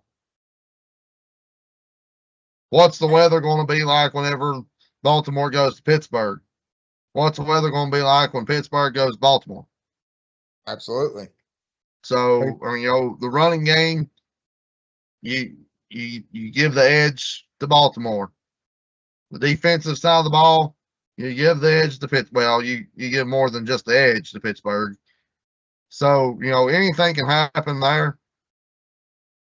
It just does Aaron step up and have the year that he wants to have on his going away party. And if he don't, he's got two quarterbacks on his ass right now that could very easily be QB1s on several other teams. I don't know about Aller yet. I feel like Aller, he had a good year at Penn State. I feel like I don't know about that as a big question mark there, French, but Rodgers better come play. Yeah, Mason Rudolph come right in there and take that starting spot, baby. Hell no, get him out of here, dude. God. Glad to see I'm glad you done it. I'm glad he's back in Pittsburgh and out of Nashville because he didn't do nothing for us either. Dude, All right. Just wow. That's all I can say about that move. So to wrap up the North here, I've got Pittsburgh going 10-7. That's where I've got them. I've got them. I could flip-flop them in Baltimore. I do think Cincinnati does win this division. Dowdle, I think bringing him in, for me, it's a good trade-off. I like that for you all. Pittman, that trade with the Colts, you needed that replacement for the guy that y'all lost that I was happy for. Juju? No, not Juju. Oh, Pickens? Pickens. I think that's great to trade that one off. The guy that you brought in that I am excited about, Tonyan from Green Bay. I'm a big fan of him. I'm really anxious to see what he can do for you all. I think that tight end room has gotten better. I know that me and you have already had this debate once. I don't see giving Darnell Washington the amount of money that they did. Because at the time, they put him 7th amongst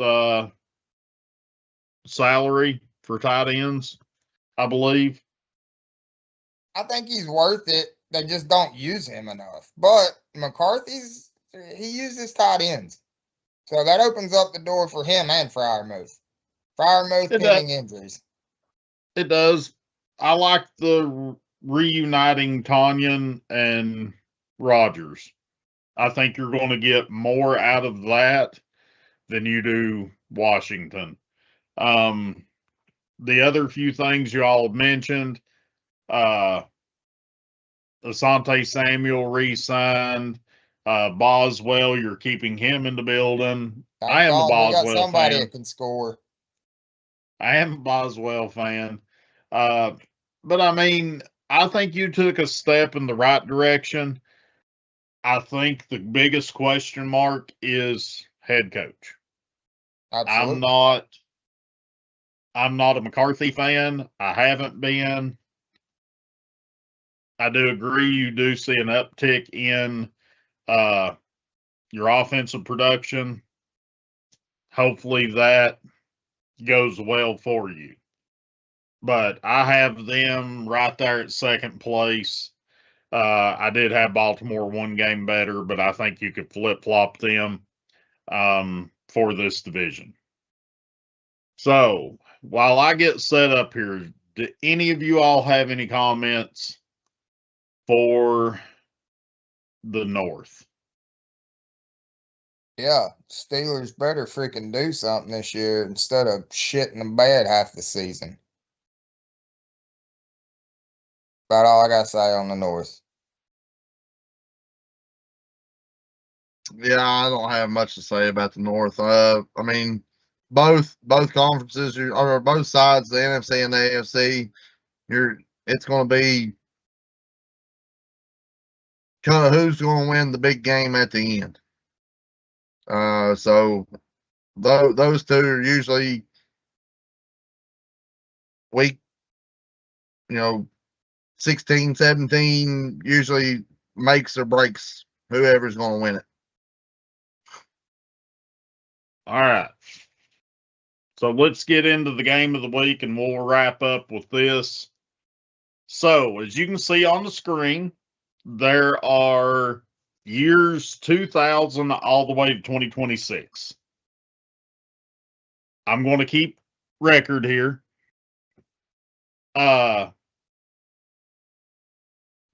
It gives you the college team and it gives you the NFL team. This is number one draft picks since 2000. 2015, I know exactly who that is. So we're going to start here. We'll go one for one. Take your guess, and then we'll just rotate back and forth instead of just spitfire. Raymond, you said 2015. Who have you That's got? Winston. All right, you're correct. French, you're up. 2001, Michael Vick. Yep.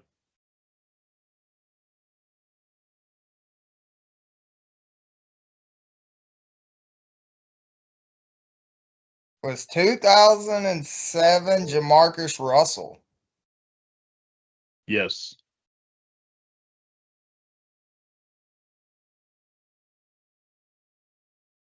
$2014, Jadeveon Clowney. Oh, yeah. Yes. Who just re-signed to go back to the Texans. 19 Murray. You are right. Well, if you're going to take Murray, I'm going to take 18 with Baker. Oh, I forgot. Yeah, good one. Yep. Gwynn jumping in there. He's right on 2009. Of course, he wouldn't know that being a Georgia fan. Oh, 2005. Oh, I know that.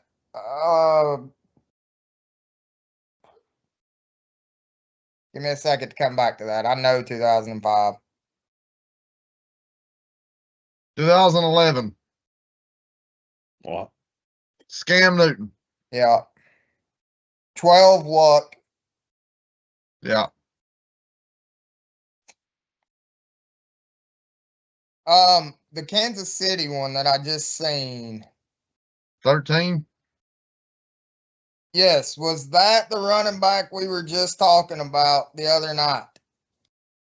What year? Sorry. 13. I'm trying. 13. No, it's not a running back. So are we right on everything else? Yeah, I'm keeping score between the two of you. 2025 is Ward. 26 is Mendoza. 23 is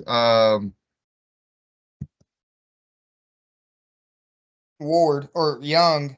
yeah, Young. 24, that's French's favorite quarterback. Okay. 22 Yep. is 22 is Pretty Boy. No, from Georgia.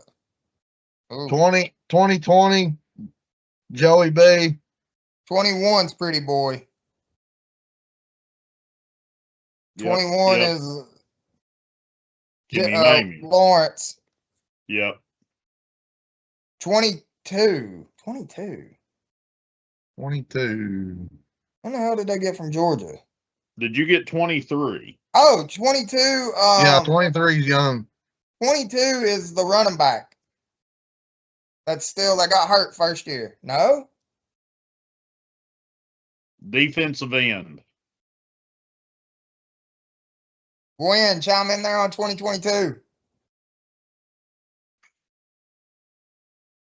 Yes, he's right. 2005. I knew I would have got 2005. Alex Smith. I would have gotten that one. I did come up with that one.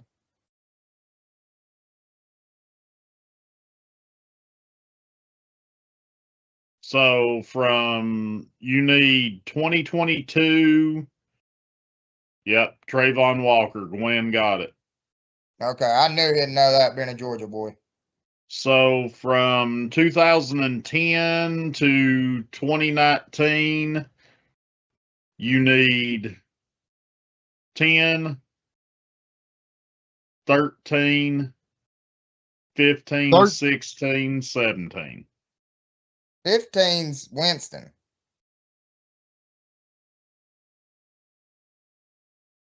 Okay. You're right. I added it at the very top. Yeah, I was gonna say absolutely. Yeah.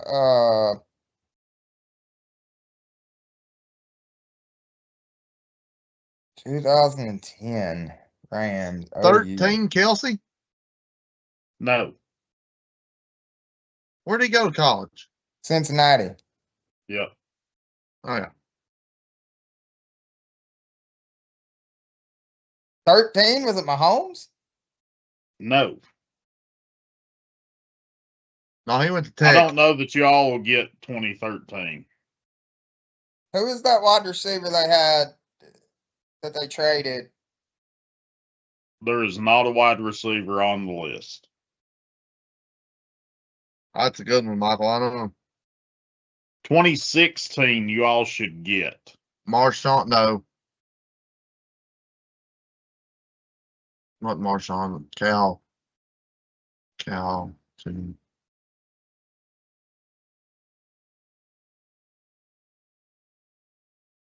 Cal to LA. What time frame? Oh, Stafford? Cal to LA to the Detroit Lions. Yeah, not Stafford. The one who was traded for Stafford. Goff. Jared Goff. Yeah. There you go.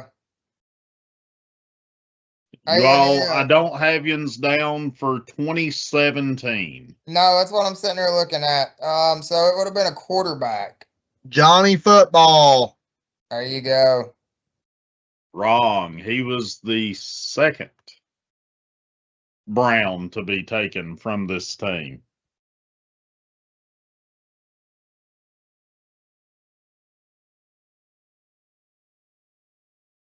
Who did Johnny Football throw to that year? Now you said wide receivers wasn't on there. Correct. I didn't have a. He is a defensive end from Texas A&M that went to Cleveland. Oh, and now Myles Garrett. I did not know that Garrett went to A&M. Yeah. So you still need 2013 and 2010. 2010 was a quarterback.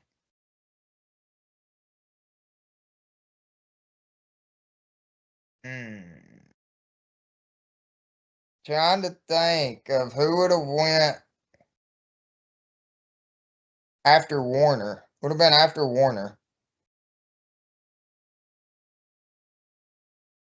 Who did they get right after Warner? Oklahoma. Yes, This would have he been bounced, right after Vince Young. he bounced around to a couple of teams and is no longer in the league now.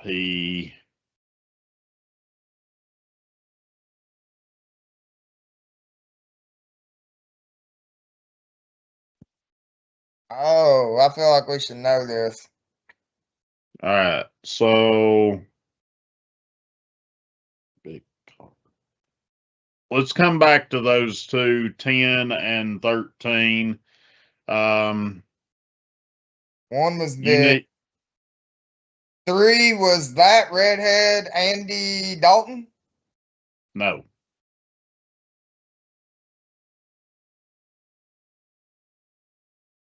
Who was before Dalton all those damn years? This is the quarterback right before Liner.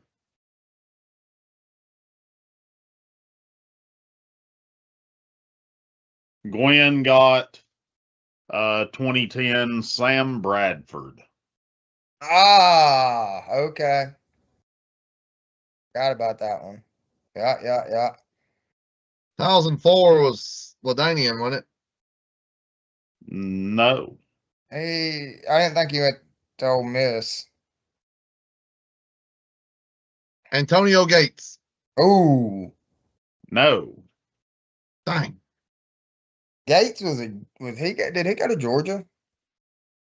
Who went to Ole Miss that got drafted Lane by Kiffin. the San Diego Chargers? Well, no shit. If we knew that, we would answer the question. He only got drafted by the Chargers. Michael Orr. Michael Orr got drafted by Baltimore. Oh, yeah, that's right.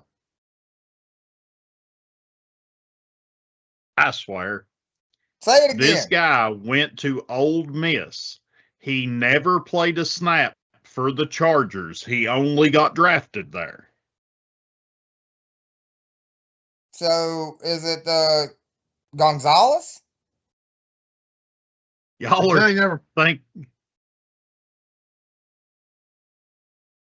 are thinking way too hard on this one. Carr? Michael, that was 22 years ago. Carr? Was it the bust Carr?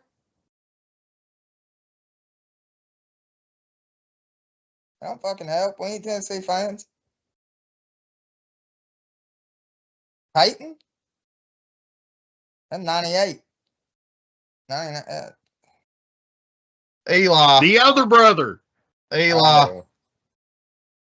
He got drafted by He the only Chargers and then got traded to the Giants for Rivers. Philip Rivers, yeah. Okay, Dude. so I'm going to give you all 20 or 2000. That was Courtney Brown, defensive end out of Penn State. I never got that. You got Vic. 2002. He was the very first quarterback for the reborn Houston Texans. I was about to ask, was they the Texans yet?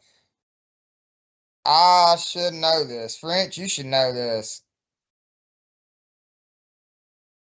That was 24 years ago. It wasn't McNair, was it? No, he was before No. him. He was Houston, then Tennessee. He was the ugly brother. He had a brother that played in the NFL.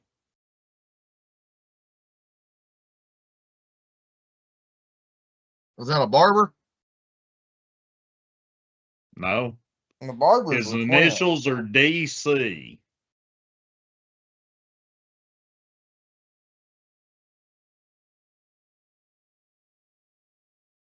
Well, my first thought when I hear those initials is Dalvin Cook, but I was thinking Dan Campbell. David Carr. David No. Carr. Yeah, I got a picture from the Cody Early of his David Carr jersey all framed up, hanging on the wall. 2003, I feel like I know that I know this. It's the quarterback right before Andy Dalton. Was he a redhead too, by chance? I think so. Because Cincinnati went from him to Andy. Oh, they gave him a nickname, like something to go with his playoffs, because he never could win a damn playoff game.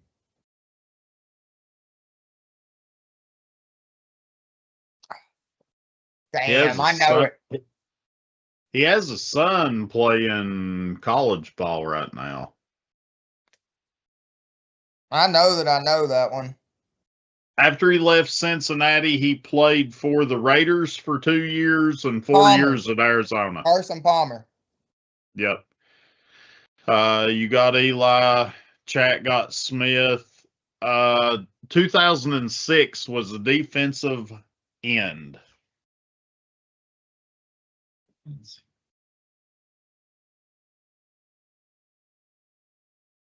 Oh, what? No, he didn't go to NC State.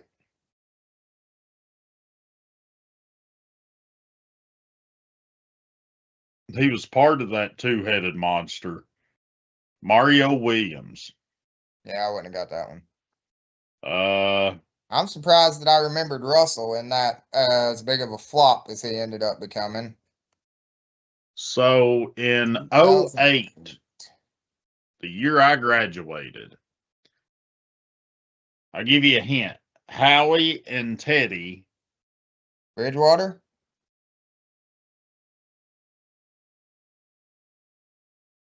WWE. Teddy. Long. Long. Howie How Long. long? So long.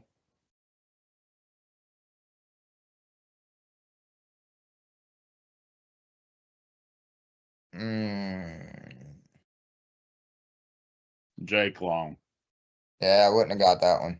Yeah, you're making my head hurt. You got those. 2013 is the only one that you have remaining. Gwen says it has to be a lineman because no skill players have come out of CMU. He is correct. And it's an offensive tackle. French, man, Had where a is Rizzo when you need him? He knows all the players in the trenches. He does. This was set up for Rizzo to have his run of defense and offense mingling in with you all on the skill positions.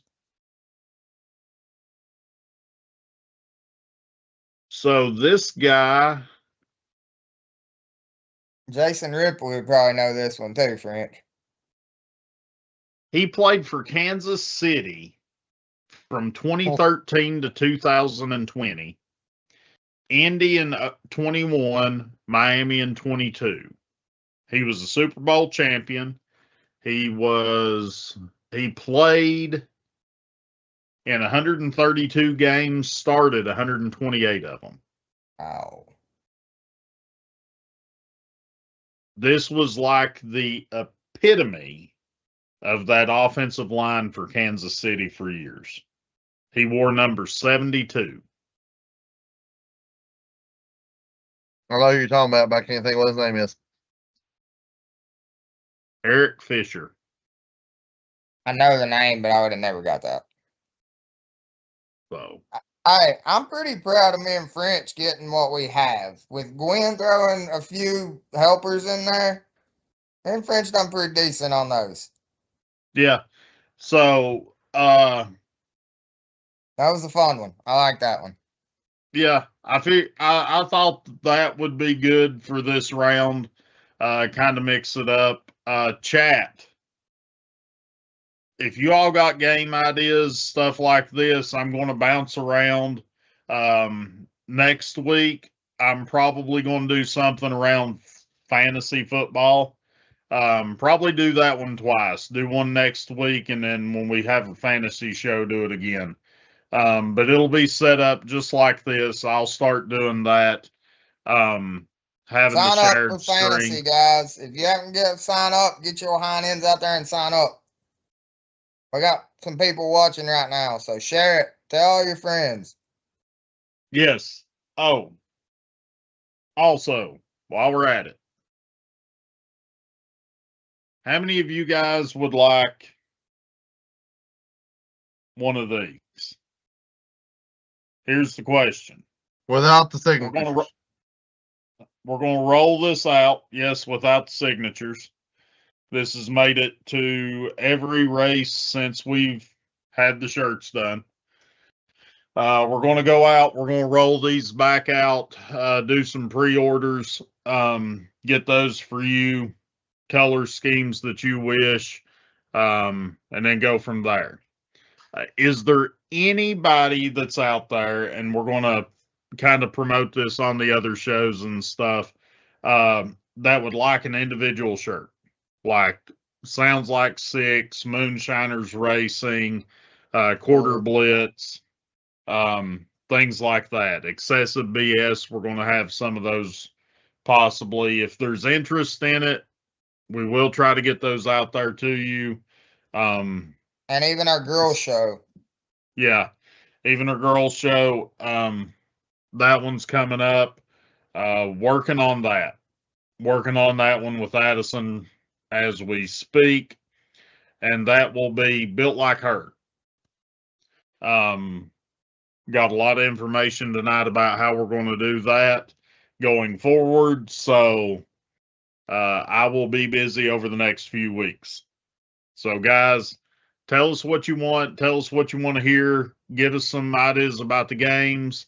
Tomorrow night, we're going to have Sounds Like Six and Moonshiners Racing rolling out. So stay tuned. We'll be back tomorrow night. We got a special guest this week on Moonshiners. Yes. Special guest on tap, Stefan Malazzi. He raced in the track series for a few years, doing some part-time stuff right now, but he is also in school to get his law degree. This guy has been racing, going out, law degree. There's a lot of pages to this guy, very interesting. Join Rizzo, join Zachary, join Aiden for that one. I'll have to get with Rizzo and get him my stuff. But me, French, and Raymond will be back tomorrow night with Sounds Like Six with Robert Starnes. Yeah. Anybody got anything else before we head out? Go Steelers. Boys, I'm going to bed. That's Thank you guys.